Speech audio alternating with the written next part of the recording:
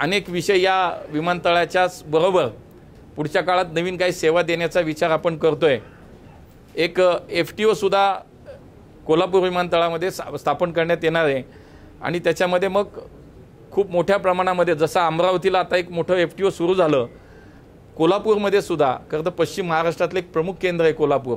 आज जसं कोल्हापूर ते नागपूर ही विमानसेवा सुरू झाली, थेट राज्याच्या एका टोकापासून दुसऱ्या टोकापर्यंत आता विमान प्रवास हा सोयीचा झाला। नागरिकांना जाणं येणं आता खूप प्रवाशांना सोयीचं झालं। इथून पुण्याला जावं लागायचं किंवा इथून मुंबईला जावं लागायचं, मग नागपूरला फ्लाईट होती, तर आता इथून थेट नागपूरला जाता येतंय। तसंच आता या पश्चिम महाराष्ट्रातील तरुणांना, मुलामुलींना एक चांगल्या पद्धतीचं एक फ्लाइंग ट्रेनिंग देण्यासाठीचं एक FTO हे कोल्हापूर विमानतळावरती आता सुरू होतं आहे। निवडणुकीच्या काळामध्ये सुद्धा आम्ही ज्यावेळी इथं आलो त्यावेळेस हा शब्द मला वाटतं आवाडे येत असतील त्यांच्या सभेमध्ये हा विषय झाला होता। त्यांनी त्यावेळेस सांगितलं होतं की कोल्हापूरसाठी ही एक मागणी आहे, त्यामुळे आता त्याचा मुंबई एव्हिएशन अकॅडमीच्या माध्यमातून सर्वेचं सुद्धा काम सुरू आहे आणि पुढच्या काळात कोल्हापूर विमानतळावरती आपल्याला या ठिकाणी फ्लाइंग ट्रेनिंग स्कूलसुद्धा सुरू झालेलं दिसेल। MROचं सुद्धा एक युनिट या ठिकाणी उभं केलं जाणार आहे, त्याच्यामुळे विमानांची देखभाल दुरुस्तीसुद्धा या ठिकाणी होईल।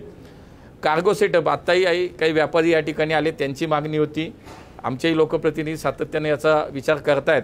त्यामुळे पुढच्या काळात आपल्या विमानतळात कार्गोचा सेटअपसुद्धा हा ज्यावेळेला हे विस्तारीकरण केलं जाणे त्यावेळेला कार्गोचा सुद्धा सेटअप या ठिकाणी उभा केला जाईल। त्यामुळे स्वाभाविकपणे मालवाहतूक क्षेत्रासाठी एक मोठा फायदा या निमित्तानं पूर्ण पश्चिम महाराष्ट्रासाठी होईल। म्हणजे कोल्हापूर, सांगली, सातारा या 3-4 जिल्ह्यांसाठी तर निश्चितपणे त्याचा खूप मोठा फायदा होईल। विस्तारीकरणाच्या सगळ्या प्रकल्पामध्ये हँगरची सुविधा आणि एरोब्रिज हे निश्चितपणे केले जाणार आहे। त्या सगळ्या DPRमध्ये आम्ही त्याचा समावेश करणार आहोत।